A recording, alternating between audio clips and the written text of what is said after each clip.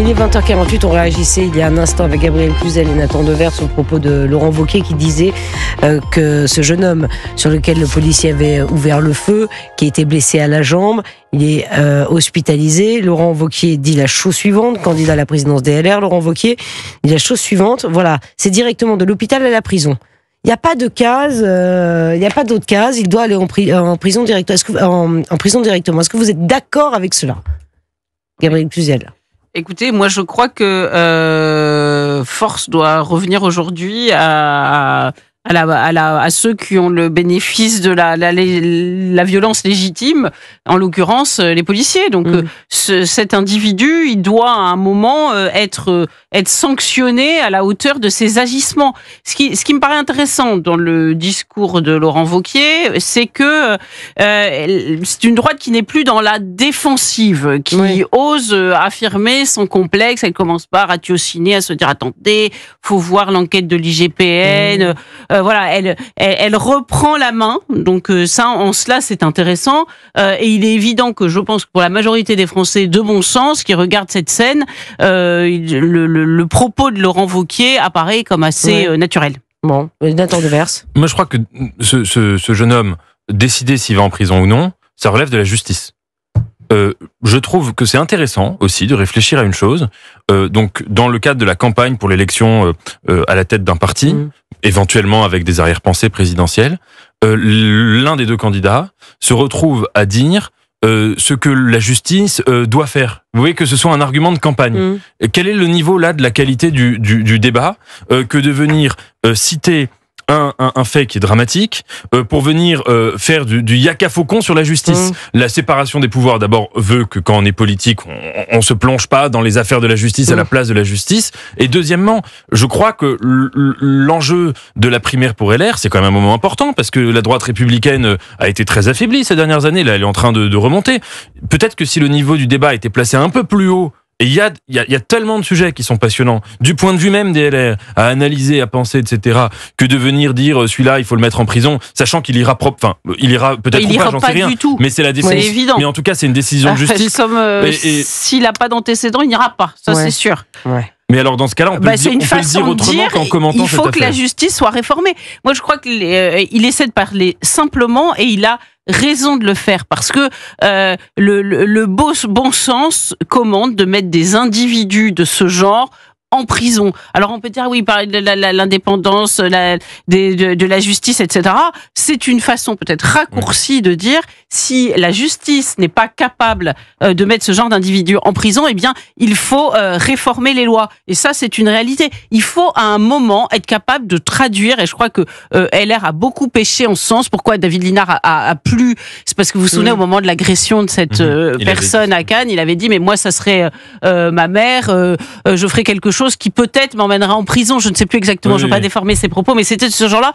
Il avait dit quelque chose qui sortait du cœur et qui était le sentiment général des Français. Il n'avait pas dit il faut que la justice passe, attendez, on va voir, et puis la justice indépendante, etc.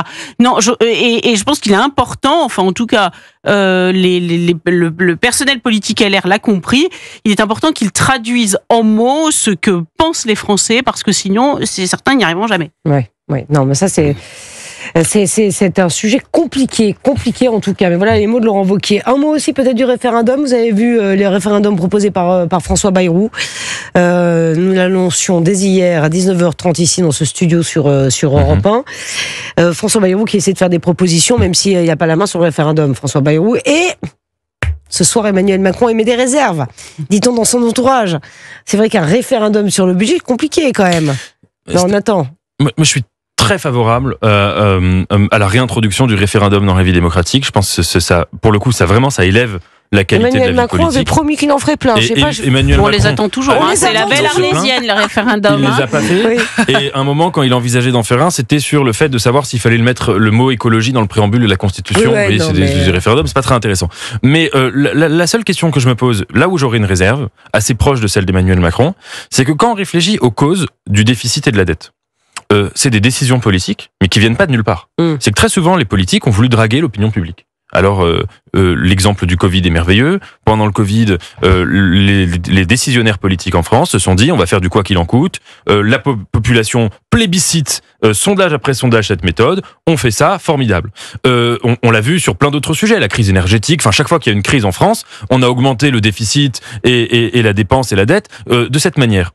Donc, est-ce que, si c'est un référendum, vu la manière dont fonctionne le débat public aujourd'hui, est-ce que c'est l'opinion publique, est-ce que c'est le meilleur sujet pour réintroduire le référendum, ou est-ce que ça ne risque pas de créer de plus en plus de démagogie dans la question budgétaire? Parce que très concrètement, si on veut économiser, si on veut réduire la dette, il va falloir prendre des décisions impopulaires. Et les Français diront non. Est-ce que l'opinion publique peut plébisciter des décisions impopulaires? Je ne suis pas sûr.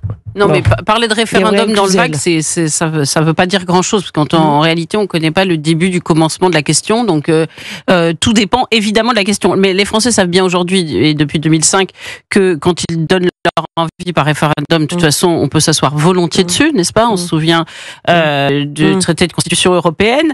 Mais c'est vrai qu'Emmanuel Macron, il est quand même amusant, parce qu'il avait promis des référendums, et de fait, on les attend comme on attend Godot.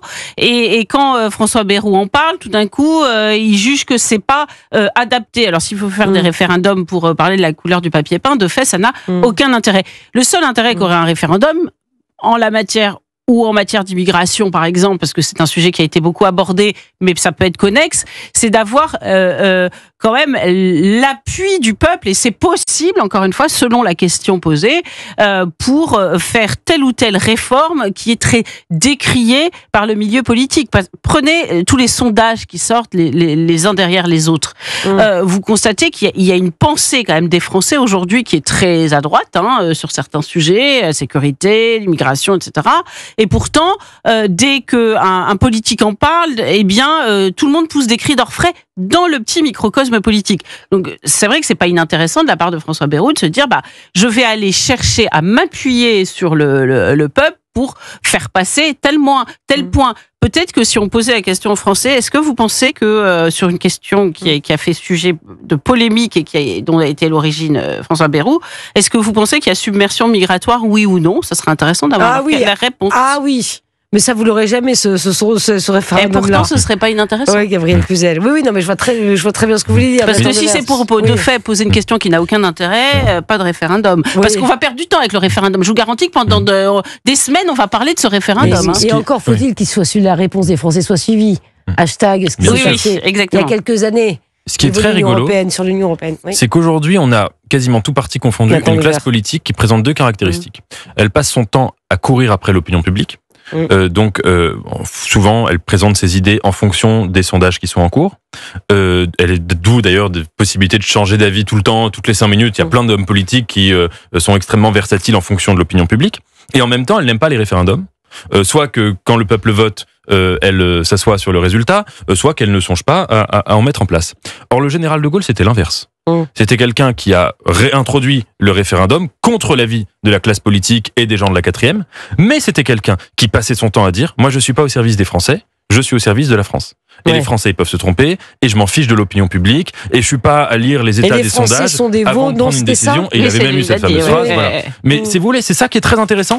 On a le contraire exact de l'attitude du général de Gaulle, et je crois que ça en dit beaucoup. Et il faudrait retrouver une classe politique qui à la fois fait parler le peuple, mais qui sait bien que, le peuple n'a pas toujours raison, et 2, que c'est pas d'après les humeurs que les sondages nous donnent de ce qu'on appelle l'opinion publique qu'un politique se doit de construire sa propre pensée, son propre programme et sa propre vision.